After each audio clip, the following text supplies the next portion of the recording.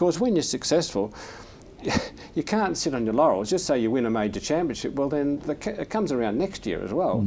You have to decide, okay, do I want to try and do it again? And of course I did want to do it again. You know, I think you do enjoy success and you enjoy winning.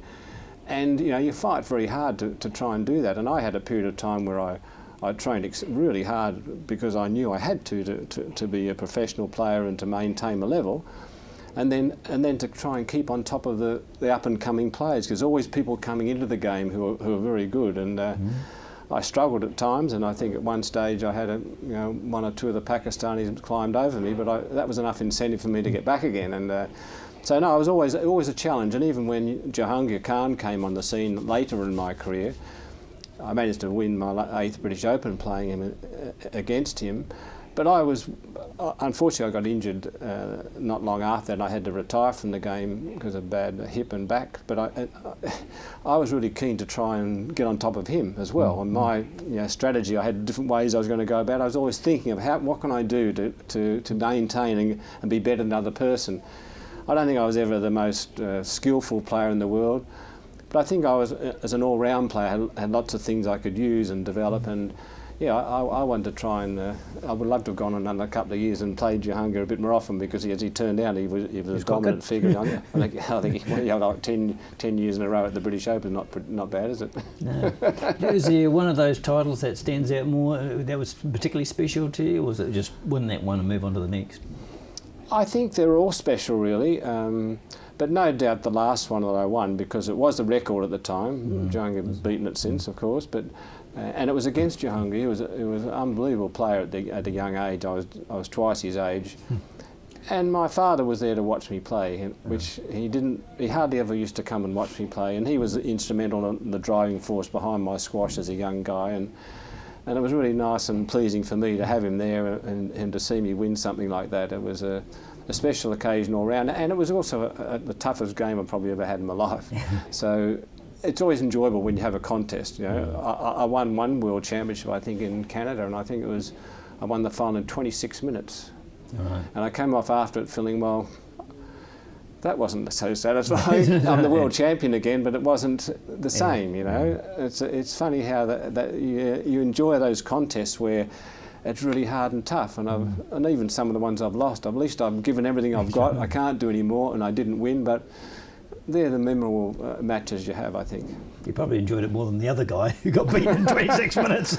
Well, don't forget I lost one in 2 hours and 13 minutes, and in one final against Jonah at Barrington, and that was pretty distressing at the time. But So your body decided for you that it was time to give up, but did you think, what am I going to do now? You've only known squash. What was the first thought when that was decided? Well, I was industrial chemist by profession, and I decided to get in when I decided to go and work for the Stella International, which was a sporting goods company at the time. And that was sort of, I suppose, a lead-in, because I got sponsored by them for many years, and in the end they said, look, when you're finished, we'd like you to bring you into the company. And so that was probably a natural progression for me at that stage. However, I must admit, being in that type of job, and it was just quite a difference to actually playing the game, and I was struggling a little bit with coping with it from my own perspective. And luckily, what happened, the Australian Institute of Sport was set up in Australia at the time, and squash was included a couple of years after I was working for this sporting goods company. And then I managed to secure the job as the first head coach of the AIS program, and that was very rewarding for me. That was some of the best periods I've had, coaching some of the real talented players we had in Australia at that time. I was fortunate enough to work with a lot of these fantastic young players, and to be instrumental and part of that process, it kept me in the game. I loved it. And by that stage I could still play a little bit, so I enjoyed playing against these guys coming up, and that was a lovely way to keep in the sport, I suppose. And so I suppose I just drifted into it to some extent. I did a fair bit of coaching over the years as a professional player, both in terms of exhibitions and coaching clinics and individual coaching. So, I had a bit of experience already. And I must admit, I did enjoy that side of it, getting on the court and helping someone. I don't really mind who I help, if it's an older or younger person, but just seeing them progress from this stage to this stage is what gives you the satisfaction, I suppose, as a coach. And to me, I suppose that's what I've really enjoyed since my playing days. Much better than the other type of profession. Well, that's a nice segue to my next question, which is about Australian squash at the moment. We're talking about world squash. What sort of health is that in? Is there a good crop of players coming through that can contest? The problem we've got in Australia is we've had lack of facilities now. All the minimum I said the pay-as-you-play type centres sprung up all over the country. Well, now they've gone, most of those centres. They haven't kept pace with the new society, and they've transferred a lot of these centres into other facilities, and so we haven't got enough squash courts there. So when you've got a lot less squash courts, you're going to have a lot less squash players. So that's the dilemma we have in Australia at the moment. We don't have quite the same club set up you have in New Zealand. I like what you have over here. It's always been a good way to go, I think, and you get the enthusiastic squash members as clubs, and they encourage and get young people into play. Because look, the future of the game is people, young kids coming and playing, and we don't have enough of them. I don't believe in Australia. There's some good, there are some good players around the country overall, but nowhere near the level that I think I'd like to see. So I'm just hopeful that perhaps things like maybe the Commonwealth Games that are being played in Australia in 4 years' time might be a catalyst to try and get more squash more visible, because we will be playing squash there. It'd be nice to think that we get more facilities and more people into playing the game, and whether it ends up a club set up or just a pay-as-you-play, I'm not really sure. But we're lacking. We've got a couple of really nice centres, but we're not like we used to, and that's where the future lies. There's always I call it a challenge of TV. It's a difficult game for people at home to follow, isn't it, on TV? Things are improving with the see-through courts and TV's so important about getting those kids excited, isn't it? Yeah, look, the PSA have done a pretty good job, I think, of trying to develop that side of the game, and they're presenting it probably as best as it's ever been done now, and with the coloured courts and the white ball and the professional way they go about it. I think it's understandable, but it's not quite.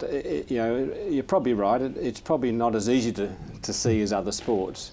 If you ever played the game, you can understand it, and that's the thing. So the answer to it is to get more people to actually play the game and understand it better, and I'm sure that those that do it enjoy it. I mean, look, if you come along and watch a game of squash, I mean, how exciting is it?